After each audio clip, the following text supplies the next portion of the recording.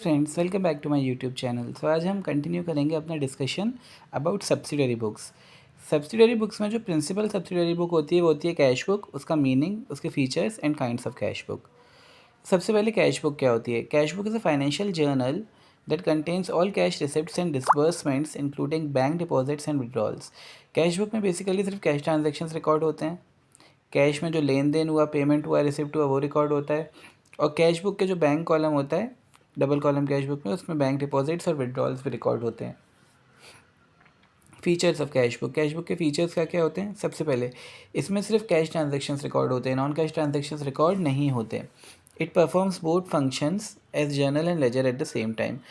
अब आप जर्नल के बाद कैश अकाउंट बनाते थे, तो कैश अकाउंट कैश का लेजर होता था। पर आप सब्सिडरी बुक्स बना रहे हैं, सब्सिडरी बुक्स में जो आप बुक बनाते हैं वो खुद ही एक जर्नल होता है। तो इसलिए जब आप कैश बुक बनाते हैं वो जर्नल और लेजर दोनों का काम करता है। All cash receipts are recorded in the debit side and all cash payments are recorded in the credit side. अगर आप ट्रेडिशनल कंसेप्ट ऑफ अकाउंटिंग के हिसाब से चलें तो कैश अकाउंट होता है रियल अकाउंट, रियल अकाउंट होता है debit what comes in, credit what goes out. Modern concept of accounting के हिसाब से चलें तो cash is an asset. Asset वो होता है जिसका डेबिट बैलेंस होता है, जो डेबिट होने पे बढ़ता है और क्रेडिट होने पे कम होता है।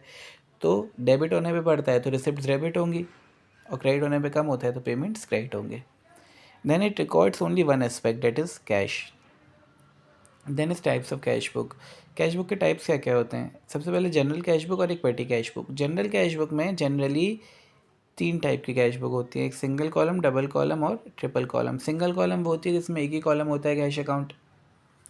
डबल कॉलम वो होती है इसमें 2 कॉलम होते हैं, कैश अकाउंट और बैंक अकाउंट।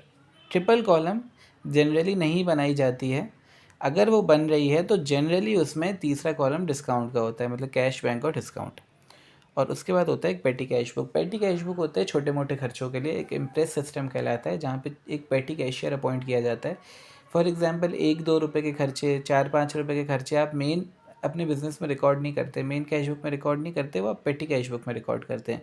इम्प्रेस सिस्टम का मैं आपको मतलब बता देता हूँ। एक इम्प्रेस सिस्टम होता है जो आपको ये बताता है कि एक बैलेंस आपको हर महीने की शुरुआत में मेंटेन करना है। फॉर एग्जांपल 1000 रुपये, महीने के अंत में आपने खर्च किए 400 रुपये, तो बचे कितने? 600 रुपये।